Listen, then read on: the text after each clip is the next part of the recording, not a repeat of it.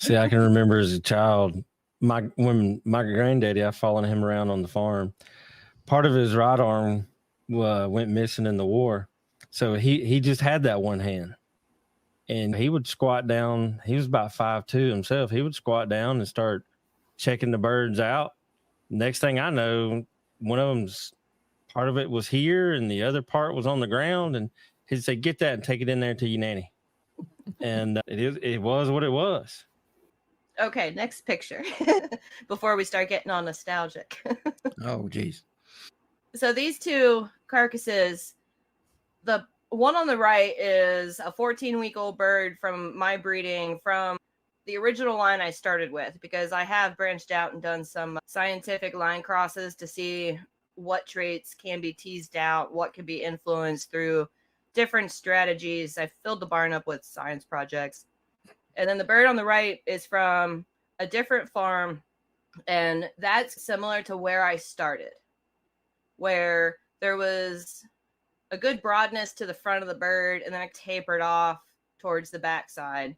And that's pretty common to what the American breasts usually dress out like. But on the left side, that's when you completely lose your mind and hatch as many as you can fit and feed them the best feed you can feed them and totally get ruthless on your selection. That's what it can turn into, which I think is fascinating. There's no doubt in my mind that genetics plays a big part in that. But the other It's thing, the same genetic pool. yeah, Greenfire Farms only imported 3 batches. We are all working with the same limited genetic pool. The one thing that I think people forget about is that nutrition plays a huge role in how our birds look and perform, what kind of carcass they produce, the egg production you get out of them. So we're talking about selecting birds, but don't overlook the nutrition component. And that's something we harp on a regular basis.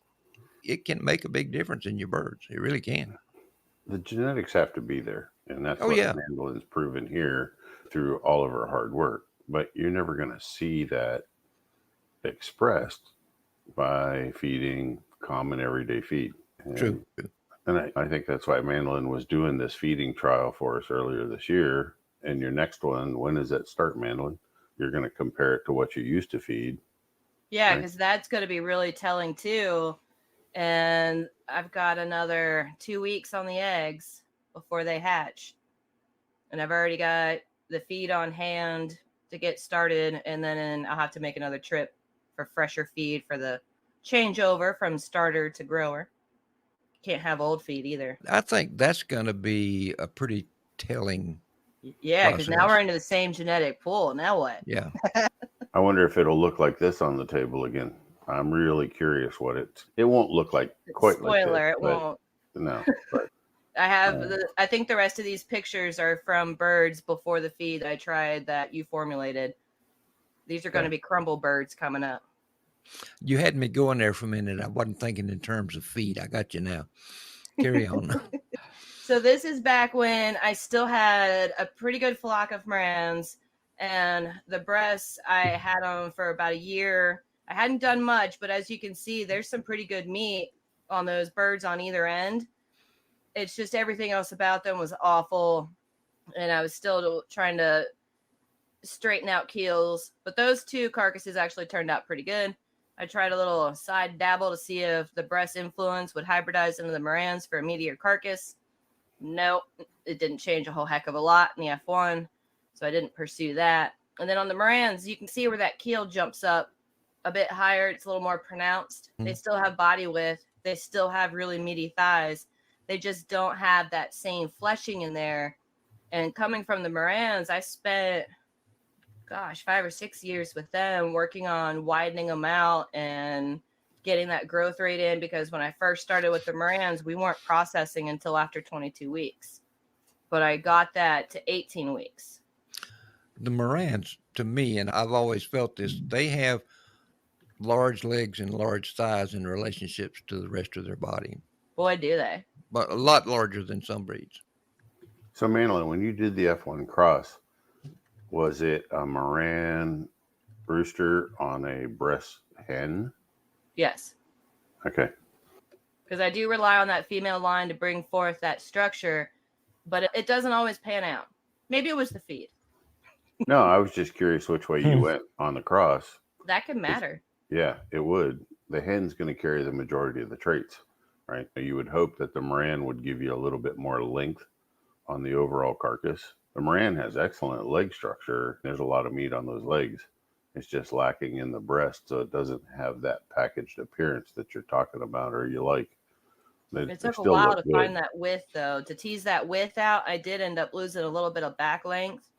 And I lost everything great about their feathers, too, because I was working on the black silver variety.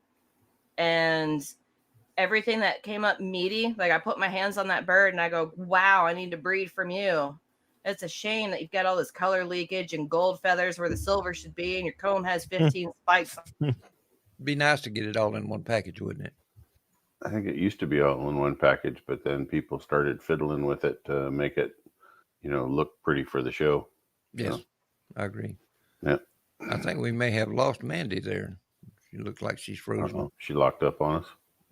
Not anything I can do from this end, I don't think, to... No, she'd either have to log back in. So we had lots of people, like Sue said, her Rhode Island Reds are delicious. They are. Yeah. Laura, they eat their culls. They give the smaller birds to a local raptor center. And that's what Rob used to do with his, but he's lost touch with them. So he used to give the falconer small birds. Haynes 2-acre hobby, they eat their culls.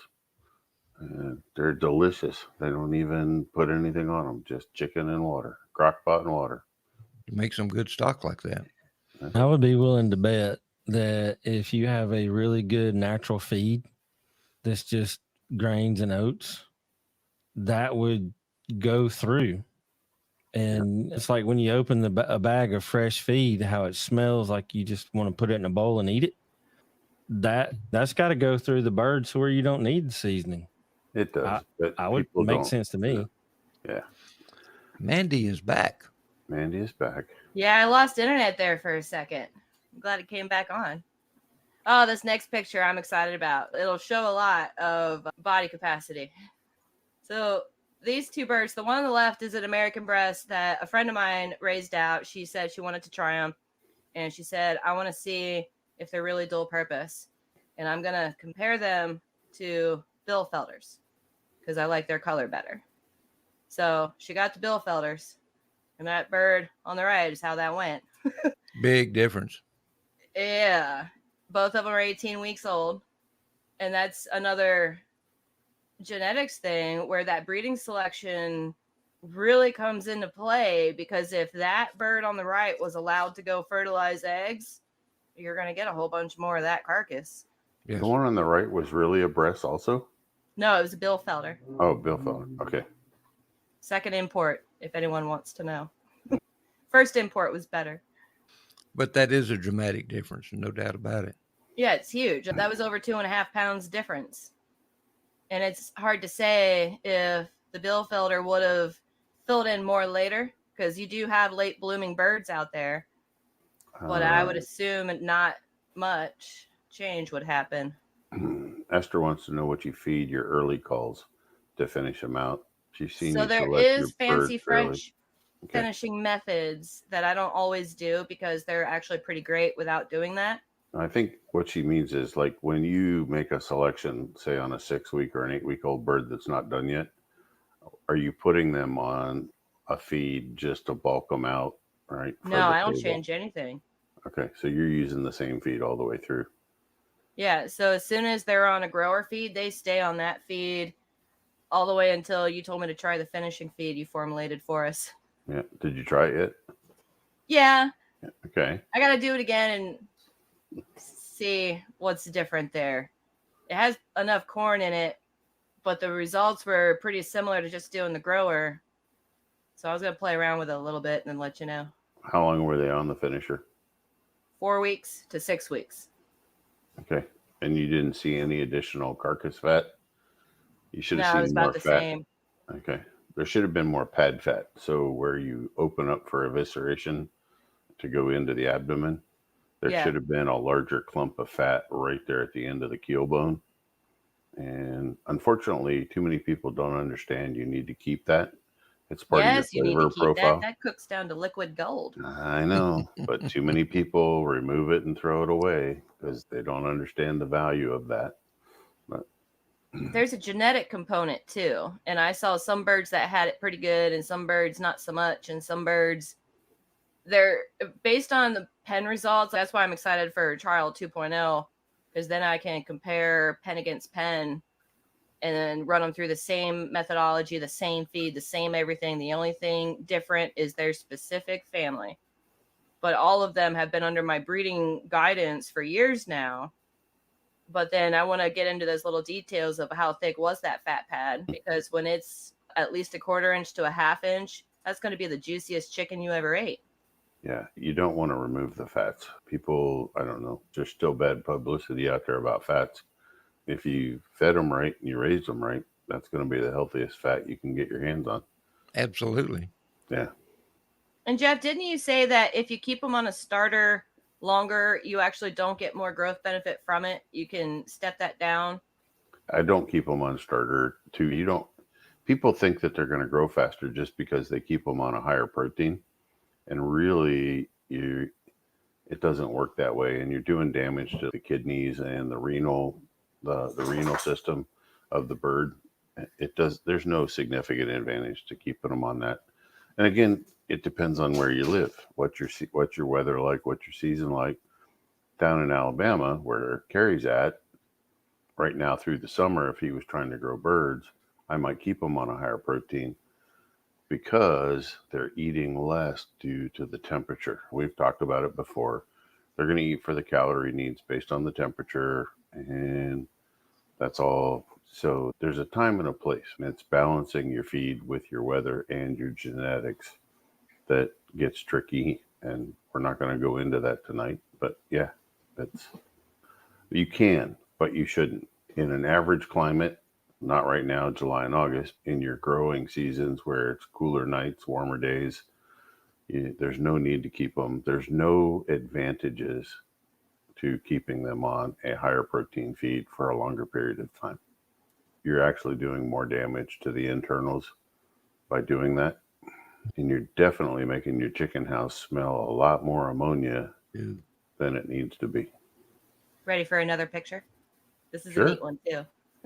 So these birds were both from my breeding. On the left is a Moran's at 16 weeks. And on the right, it's an American breast that was way too gosh dang wide and out of balance. So he was called for being too much, also at 16 weeks. Fed the same, grown the same, exact same weight, 3 pounds, 6 ounces. But they were completely different body shapes. And so that's where you want to dig into your specific breed standard and see what that standard says so that you can recognize if a bird is within that or not. And so in the case of that American breast on the right, it was lacking that balance we want to see. It was too much and too far. And that's where I started to see I had to step things back a little bit and start looking more at back length and depth and not just solely focus on width. Because if you pick one trait and you keep selecting repeatedly for that one trait, you're going to go too far with it. You're going to lose the balance. But I thought it was really neat that they were the exact same weight, just different proportions. Interesting. I figured I'd bring out a boy that wasn't in a shrink bag. And this guy at 11 weeks old is showing that early width, which lets me know in another 2 to 3 weeks, he would be shrink bag ready. And he's going to have that shape that's marketable. And that's what it looks like. If you look at the left side image where his legs are lined up right in the middle of his body, and he doesn't have too much mass on either end, he's going to grow into himself pretty well. So that guy actually got a reprieve when it came processing time to grow some more and let me see how he really finishes out. And that's what the wonky teenagers look like. Plus, I liked his attitude. Friendly without being too friendly. He's a We'll see nice how he looking turns bird. out. Nice looking bird. He's got a little crinkle in his comb, though, if you really want to nitpick. Well, You're at the nitpicking stage. Yeah, I'm starting to nitpick. Okay. You're starting That to width nitpick. is pretty in there. This is another one where I was like, whoa, too wide. That's a bit too much. And that's where those really wide carcass pictures came from, is when I saw those boys like this who didn't grow into it. Like, you look at that bird and go, that's too wide. Yeah, that one's starting to look more Cornish cross to me. Yeah. Than your birds normally do. And so when you're doing the selection, you have to look at where can I improve and where do I need to scale that back a little bit. You have to be flexible. But do you want to just keep one line? At what point do you keep something like this and you start a line for meat production as a primary meat production?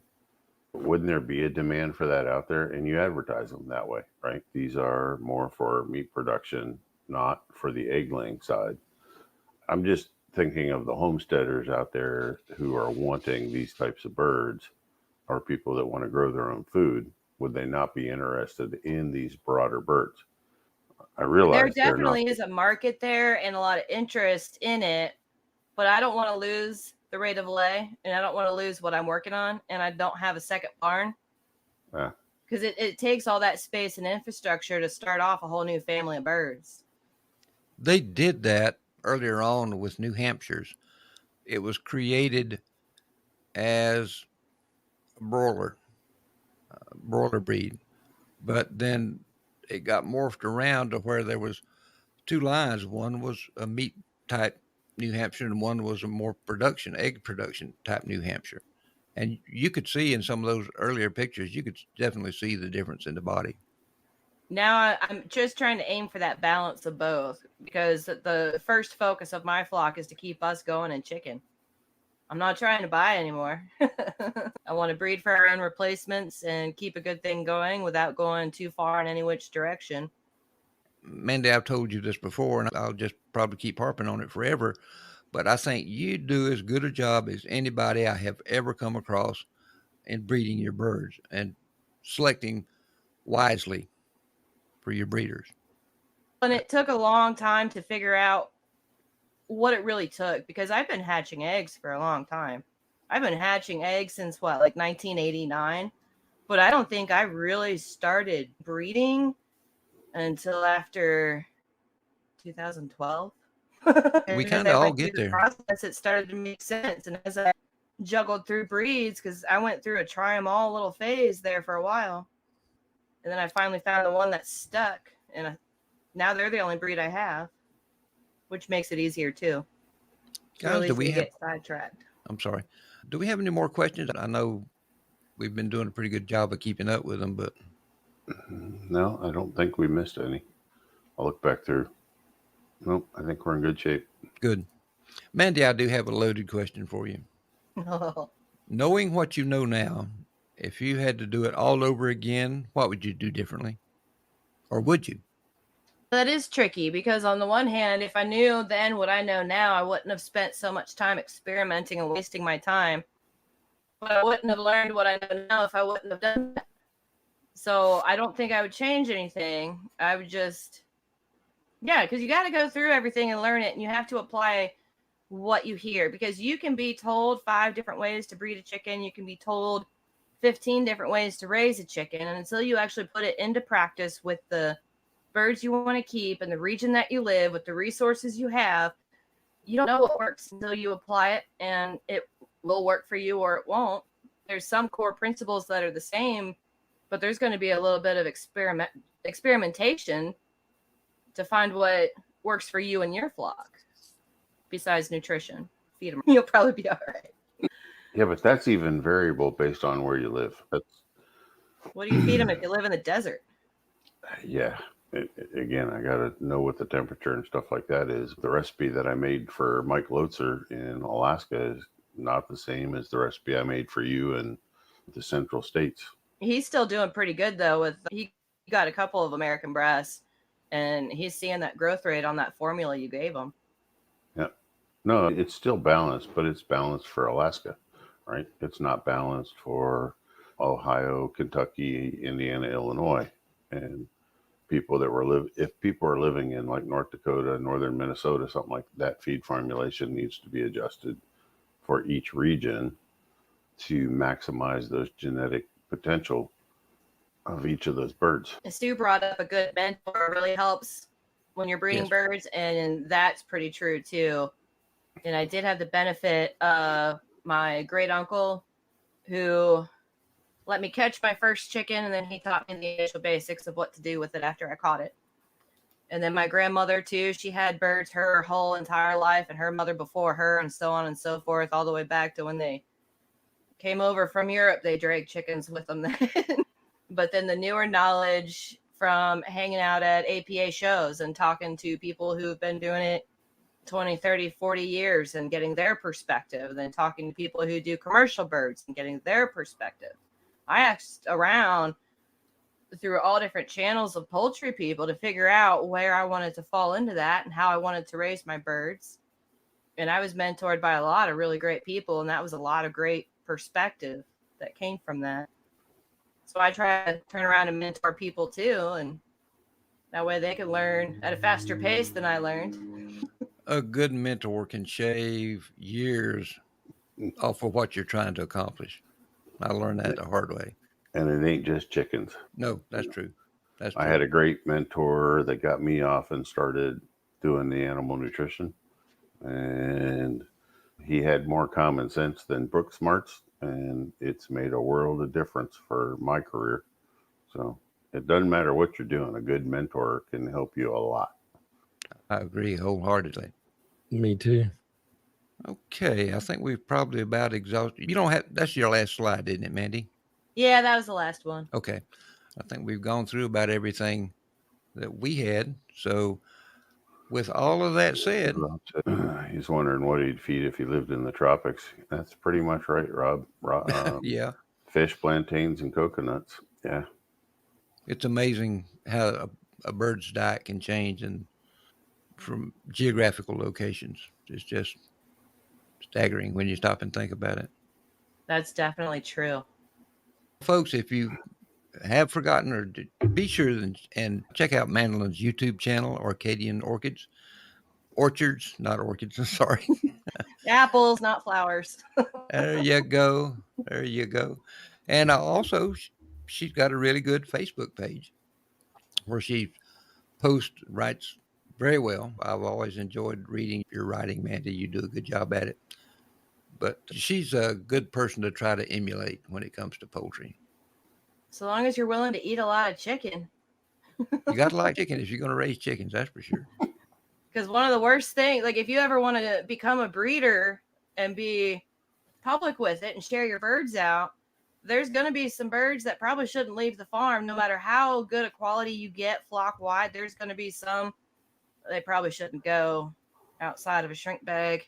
Yes. Because reputations, they're hard to get and they can disappear pretty fast. If you let the wrong birds out to the wrong person, and then now people are selling birds using your name, and they're terrible. Because And it ruins your reputation when they do that. It's not a good thing. So, with that said, I think we can call it an evening. Kerry, do you have anything you want to add? Jeff? I'm good. No, I learned a lot. And I was really impressed by the pictures. Where the American breast was when she started to now, it's getting a lot more of. I don't want to compare it to the Cornish cross, but the breast is much more developed. Okay, the breast is much more rounded and developed. It has a very good look in a shrink bag. So it's, just keep on. I'm really anxious to see how the next feed trial goes. See Me what too. we learn from that. But that's going to be after cool. working the kinks out. Yeah. Do you know how much feed you had in these, Mandy? Did you ever figure out? Once I run the tally, I will know exactly how much. Okay. It's written down in a pile of notes that I need to put in a spreadsheet. We're waiting with bated breath. I know. Especially me. I can't imagine why. Oh, mercy. Mandy, Angela. Mandy, I think what you should do is take one of those that once it's in a shrink bag and deep freeze it and then overnight it to Jeff just so he can see for himself. Yeah. Do I have to pack it with dry ice or no? Just let it thaw. If you get it frozen hard enough, right? If you get it really frozen hard and you put it in like an insulated chipper and 2-day it or overnight it, it'll be fine. I get requests for that Okay. from people who go, I want to try it before I completely change everything I'm doing with poultry. Let me try this bird. See You if I do even it. like it Tell first. them. Tell them.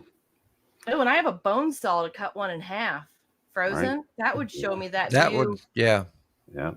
that would make a good There you visual. go. Yeah, I forgot about that bone saw. I have it for pork, just by the way. It works Right. on chickens just as good. I'll have to have my Mhm. husband hold it. Ladies and gentlemen, thank you so much for joining us tonight. It's been a fun evening, a very educational evening. We hope that you'll come back in 2 weeks when we'll do it all over again with another program or something. We'll come up with something fun. We always do. So till then, keep enjoying your birds, and we will talk to you in 2 weeks. Bye bye, y'all. Have a good night.